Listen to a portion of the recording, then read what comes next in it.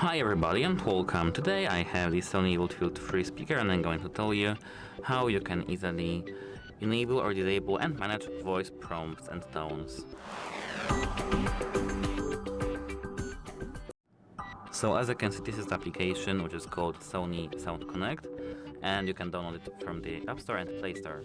Here now we have to scroll down till we see device settings here and scroll to the system. Here, as you can see, we have notification voice guide.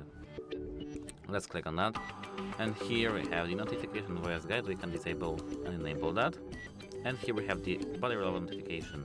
You can enable or disable that. Here we can manage the volume level of this, and as you can see, here we can play this audio.